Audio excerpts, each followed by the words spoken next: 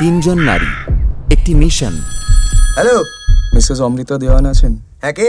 ওনাকে বলুন সালমান বলছি। আপনাকে যে রিপোর্টগুলো পাঠানো হবে সেগুলো কিন্তু ফেক, ফ্যাব্রিকেটেড। তাহলে আমাদের করণীয় কি?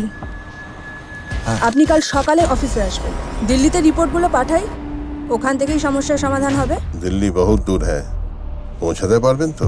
একটা প্ল্যান আছে। খোঁজটা কে? এক ভয়াবহ রাত, যেখান থেকে তারা আর ফিরে আসেনি। একটি সত্য ঘটনা যা কাঁপিয়ে দিয়েছিল গোটা রাজ্যকে। 1990 শুধু একটা সাল না, এটা ছিল একটা সাবধানবাণী, যেটা আমরা অবহেলা করেছিলাম।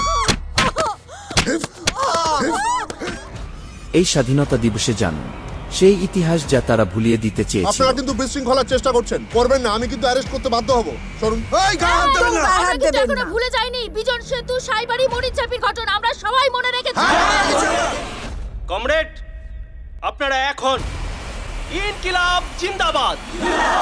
বানতলার ঘটনায় এটাই বোঝা যায় না যে রাজ্যের আইন শৃঙ্খলার অবনতি ঘটেছে? কেন অবনতি কেন হতে যাবে? এরকম তো কতই হয়। আইনের ফাঁক দিয়ে বিচার পিছিয়ে পড়ে, সত্য চাপা পড়ে যায় ফাইলের নিচে। কাজটা ভেবে করা উচিত। যখন প্রশাসন মুখ ঘুরিয়ে দরজা বন্ধ করে, তখন প্রশাসনেরই ভেতর থেকে বেরিয়ে আসে কিছু আইনের রক্ষক, সত্যি খুঁজে বের করতে।